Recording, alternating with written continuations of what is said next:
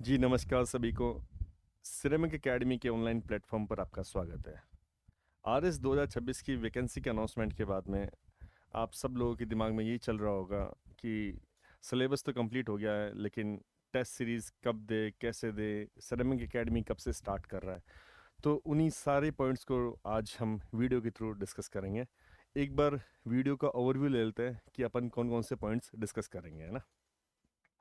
देखो, इस वाली वीडियो में सबसे पहले अपन डिस्कस करेंगे कि जो प्रीलिम्स वाली टेस्ट सीरीज़ है वो कब से स्टार्ट होगी और कब तक चलेगी। ठीक है, तो वो मोटा मोटा अपन बात मान के चले तो 28 जून से लेके 15 नवंबर तक वो चलेगी। दूसरा, कि टेस्ट सीरीज़ को कैसे परचेज करना है, ऑफलाइन, ऑनलाइन, और ऑफलाइन में जो अपने अदर सेंटर है, जो भी 10-11 सेंटर है वहाँ पे। तीसरा, अपन करेंगे कि इस टेस्ट सीरीज़ को परचेज कैसे करना है। परचेज तो आपने कर लिया, तो आपको रिजल्ट कहाँ पे दिखेगा, सॉल्यूशन कैसे मिलेगा, कि पीडीएफ के फॉर्मेट में मिलेगा या फिर हार्ड कॉपी मिलेगा, जो भी है, वीडियो डिस्कशन कैसे लेंगे उनके बारे में। लास्ट में अपन बात करेंगे कि जो टेस्ट सीरीज़ है वो किन किन स्टूडेंट्स के लिए फ्री है।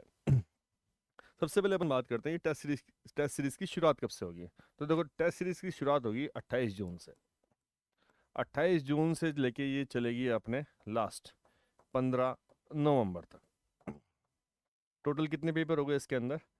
टोटल पेपर की अपन बात करें तो इसमें टोटल पेपर हो गए 16 पेपर होंगे, जिसमें से 12 होंगे अपने सेक्शनल पेपर और 4 होंगे कंप्लीट पेपर, जिसको हम एफएलटी के नाम से बोलते हैं, फुल लेंथ टेस्ट। ठीक है, अब मोटा मोटा बात करें तो 16 पेपर होंगे, 12 sectional test, 4 full length test. अब ये सेक्शनल टेस्ट होंगे तो इसमें अपने पॉलिटी हुई, हिस्ट्री हुई, इकोनॉमी हुई, ज्योग्राफी हुई, साइंस हुई, इनकी पूरी की पूरी कवरेज रहेगी। एक को सेगमेंट की अपन बात करें, मैथ्स और रीजनिंग की पूरी कवरेज रहेगी। करंट अफेयर को लेके बहुत सारे डाउट्स हैं। जैसा अभी आरपीएससी के ट्रेंड को अपन देखें तो बेसिकली 2 या 3 महीने के करंट अफेयर को अच्छे से 90% तक पहुंचता है, लेकिन अपन इसके अंदर मई से लेके मई से लेके अपन ने इसमें अक्टूबर तक का लिया है। मई की अपन बात करें तो मई, जून, जुलाई, अगस्त, सितंबर, अक्टूबर।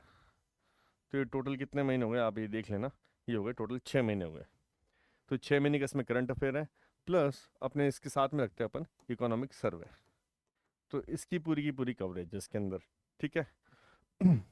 अब जो पहला पेपर होगा, वो पहला पेपर किसका होगा आपका? 28 जून को।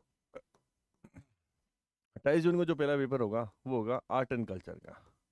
आपके दिमाग में आ रहा होगा आर्ट एंड कल्चर, अच्छा राजस्थान आर्ट एंड कल्चर नहीं, यहाँ थोड़ा सा चेंज है। यहाँ पे है इंडियन आर्ट एंड कल्चर। अब आप सोच रहे होंगे ऐसा क्यों कि साहब, प्रीलिम्स में अपन अपन हमेशा अपन देखते हैं कि पहले सबसे पहले राजस्थान आर्ट एंड कल्चर का रहता है, लेकिन आर्ट एंड कल्चर अपन ने इंडिया वाला क्यों लिया? इसका रीज़न ये है कि प्रीलिम्स में तो हमें आर्ट एंड कल्चर के लिए अच्छा खासा टाइम मिल जाता है, लेकिन जब मेंस की अपन बात करें तो मेंस में हम उस टाइम पे चीज़ें अच्छे से कॉप अप नहीं कर पाते।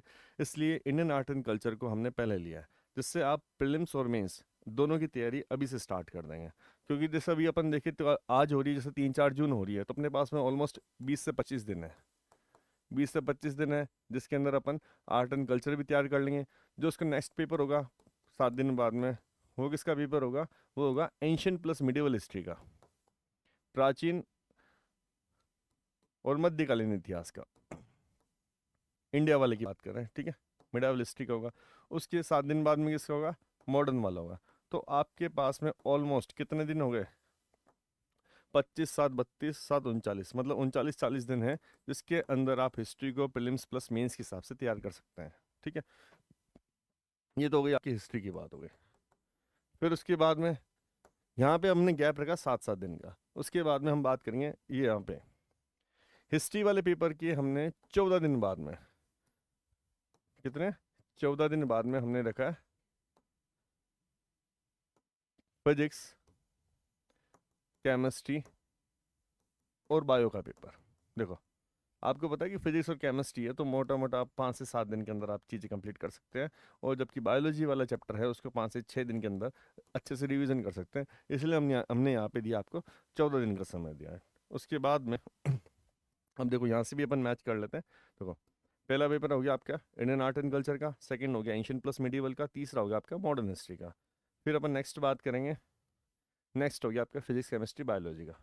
फिर हमने रखा है पॉलिटी का। अब पॉलिटी का कैसे रखा है, पहले आएगी आपकी इंडियन पॉलिटी। इंडियन पॉलिटी बड़ा सब्जेक्ट है, बड़ा सब्जेक्ट हो तो फिर हमने इसमें रखे आपका 14 डेज रखे आपके लिए। फिर उसके बाद में स्टेट पॉलिटी आ जाता है। स्टेट पॉलिटी ऐसा है कि आप 4-5 दिन के अंदर आप इजीली कर सकते हैं। तो स्टेट पॉलिटी के लिए हमने रखा है इसमें आपके लिए 7 दिन। ठीक है, ये आपका हो गया पॉलिटी वाला पोर्शन कंप्लीट। हिस्ट्री हो गया आपका मेजर सब्जेक्ट, और दूसरा हो गया पॉलिटी। साइंस के अंदर फिजिक्स केमिस्ट्री बायोलॉजी वाला पोर्शन आपका कंप्लीट हो चुका है। कब तक हो जाएगा आपके ये कंप्लीट, तारीख की अपन बात करें पर्टिकुलर, तो हो गया 15 अगस्त के आसपास में, मतलब 16 अगस्त के आसपास में। ठीक है, फिर उसके बाद में अपन आ जाएंगे राजस्थान हिस्ट्री पे। देखो राजस्थान हिस्ट्री की अपन बात करें तो ये 7 दिन के अंदर इजीली आप है ना कर सकते हैं इसको 7 दिन के लिए। लेकिन हमें पता है कि आर्ट एंड कल्चर है, आर्ट एंड कल्चर का वेटेज भी ज़्यादा रहता है, इसलिए हमने आर्ट एंड कल्चर के लिए आपको स्पेशल 2 वीक दिए है ना।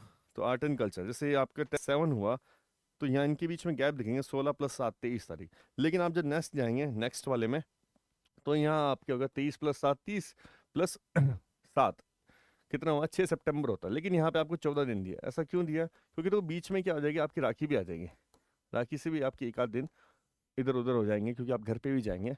इसलिए हमने यहाँ पे आर्ट एंड कल्चर के लिए आपको 14 दिन दिए हैं। ठीक है, फिर उसके बाद में आते हैं अपन नेक्स्ट वाले पे। फिर अपने चलेगी ज्योग्राफी। अब देखो राजस्थान ज्योग्राफी में आपको कितने दिन चाहिए, 7 दिन चाहिए। लेकिन यहाँ पे वापस इंडिया और वर्ल्ड वाली ज्योग्राफी आ गई, तो आपको ऑलमोस्ट चाहिए कितने दिन, 14 दिन चाहिए। अब देखो ये तो हो गए 10 टेस्ट हो गए। अब 10 के बाद में 2 सेक्शनल टेस्ट बचते हैं ना, कितने बचे, 2 टेस्ट और बचे, तभी तो 12 सेक्शनल टेस्ट होंगे।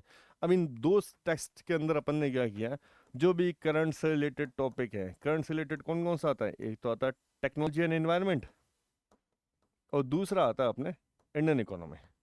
तो ये हमने लास्ट में ही रखा है कि साहब आप लास्ट तक आते आते इन चीज़ों को अच्छे से कंपाइल कर लेंगे और अच्छे से आप पेपर अटेम्प्ट कर पाएंगे। तो हम यहाँ पे देखेंगे जो 11th टेस्ट हुआ है वो आपका हुआ है टेक्नोलॉजी प्लस इन्वायरमेंट का, और जो लास्ट वाला जो पेपर हुआ है, जो लास्ट 12वां टेस्ट हुआ है, वो किसका हुआ है आपका इंडियन इकोनॉमी का। मतलब आप जब 4 अक्टूबर तक पहुंचेंगे, 4 अक्टूबर, और आपका जो पेपर है वो है 29 नवंबर को, तब तक एटलीस्ट 2 महीने पहले आप सारे के सारे सब्जेक्ट कंप्लीट कर चुके हैं। फिर उसके बाद में आपके स्टार्ट होते हैं 13 से आपके फुल लेंथ टेस्ट, 18 अक्टूबर को, 25 अक्टूबर को, 1 नवंबर को, और जो लास्ट वाला जो होगा 15 नवंबर को हमने रखा है, जिसमें आपको कितने 14 डेज मिल जाएंगे आराम से, है ना। फिर उसके बाद में आप आराम से 29 नवंबर को जाके RS प्रीलिम्स पेपर दिया है। अब ये पेपर का क्या होता है आपको पता ही है, टोटल कितने क्वेश्चन आते हैं, 150 क्वेश्चन आते हैं। अब 150 क्वेश्चन के अंदर इसमें अपन बात करें तो 2 सेगमेंट होते हैं। एक तो होता है कि जैसे अपने ट्रेडिशनल जो भी कन्वेंशनल जो सब्जेक्ट चल रहे हैं वो वाले, उसके अंदर आ जाएगा polity, history, economy, geography, science. इसके अंदर राजस्थान वाली, Rajasthan polity, Rajasthan history, art and culture, वो भी सम्मिलित है। दूसरा अपन बात करें, दूसरा होता है जैसे maths and reasoning, economic survey, current affair. आपको पता है कि यदि हम आपको एक साथ में ऐसा ले लें कि भाई एक होगा करंट का टेस्ट होगा या फिर एक होगा सर्वे का टेस्ट होगा, तो वो थोड़ा मोनोटोनस हो जाता है। तो मोनोटोनस वाली चीज़ से हटने के लिए हमने जैसे कोई भी पेपर होगा तो उसके अंदर हमने सेगमेंट कर दिया कि एक सेगमेंट होगा जैसे इंडियन पॉलिटी का हुआ, और दूसरे सेगमेंट में हमने कुछ पर्टिकुलर चैप्टर पूछ लिया, जैसे इकोनॉमिक सर्वे का कोई चैप्टर पूछ लिया, करंट अफेयर का पूछ लिया, और मैथ्स और रीजनिंग का कोई टॉपिक पूछ लिया। तो जैसे 150 क्वेश्चन में से ये आएंगे आपके 95 से 100 क्वेश्चन के आसपास में। और ये मैथ्स रीजनिंग आपको पता ही है 20 क्वेश्चन आते हैं इनके। इकोनॉमिक सर्वे और करंट अफेयर मिला के ये मोटा मोटा रहता है आपके 30 से 35 क्वेश्चन के आसपास में। तो ओवरऑल अपन बात करें तो यहाँ पे आएंगे 50 से 55 क्वेश्चन। अब आप बोलेंगे कि शुरुआत में जो मई वाला पेपर है, जो 28 जून को जो पेपर है,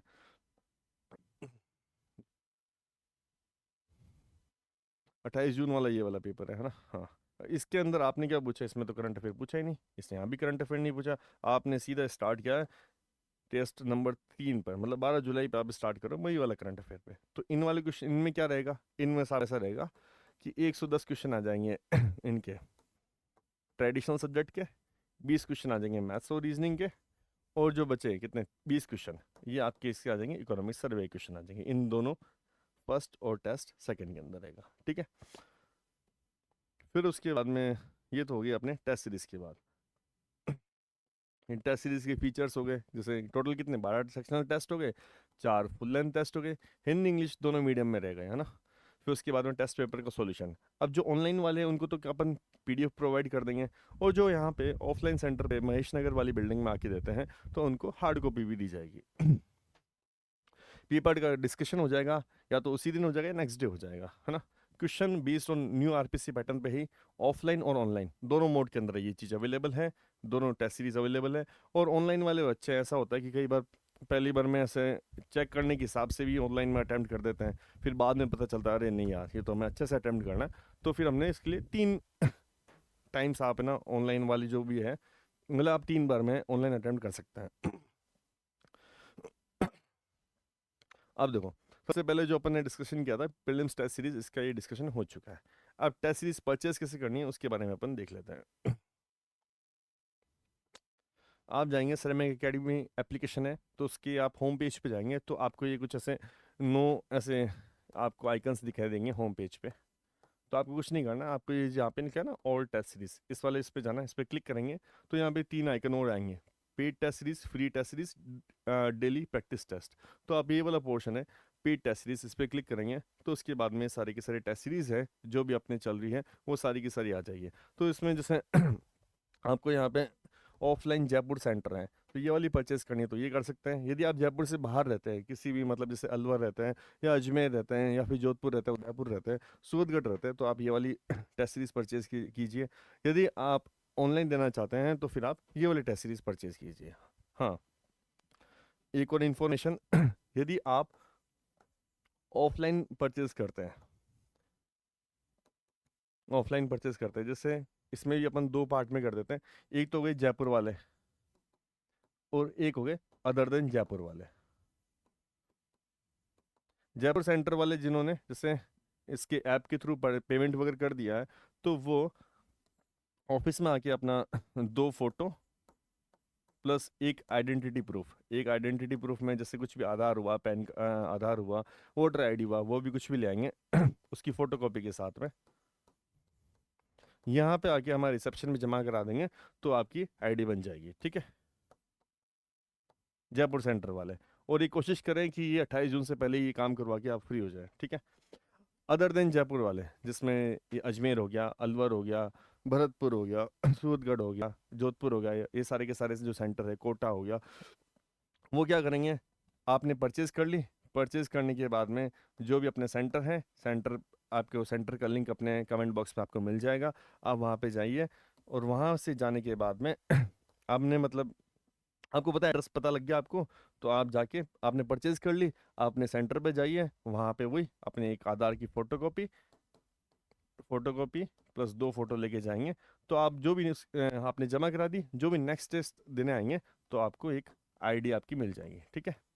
तो ये जो कन्फ्यूजन थी कि ऑफलाइन सेंटर वालों को कैसे आईडी मिलेगी, तो वो भी आपकी दूर हो चुकी है। ऑनलाइन वालों को कोई दिक्कत ही नहीं है, ऑफलाइन वालों को सॉल्यूशन भी प्रोवाइड किया जाएगा, मतलब सॉल्यूशन तो इनको भी मिलेगा ऑनलाइन वालों को, लेकिन पीडीएफ फॉर्मेट में मिलेगा, लेकिन ऑफलाइन वालों को आपके हार्ड कॉपी में मिल जाएगी, ठीक है।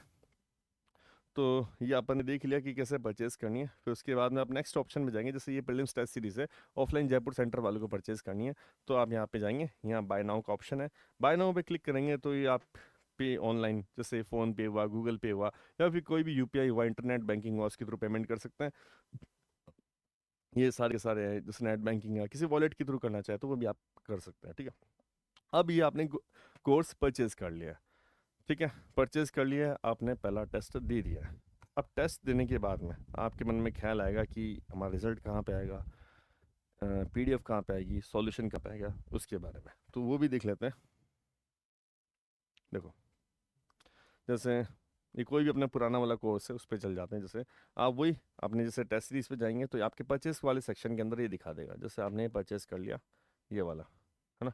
तो परचेज करेंगे, जैसे आर एस प्रीलिम्स वाली टेस्ट सीरीज है, तो फिर उसमें क्या फोल्डर आ जाएगा, फोल्डर आएगा तो फिर वहाँ पे क्या होगा, जैसे प्रीलिम्स का जो पेपर होगा वो आपके शो हो जाएगा, उसका सॉल्यूशन जैसे आपको हिंदी में चाहिए, हिंदी में, इंग्लिश में चाहिए तो इंग्लिश के अंदर आ जाएगा। फिर उसके बाद में रिजल्ट यहाँ पे ये रहा रिजल्ट। रिजल्ट है, रिजल्ट की पीडीएफ आ जाएगी। रिजल्ट कितने दिन में आएगा साहब? रिजल्ट आने में आपको लगेंगे 4 से 5 दिन, ठीक है। जैसे आपने यदि 28 जून को पेपर दिया है तो 2 से 3 जुलाई के आसपास में रिजल्ट आ जाएगा। और ये रहा इसका सॉल्यूशन।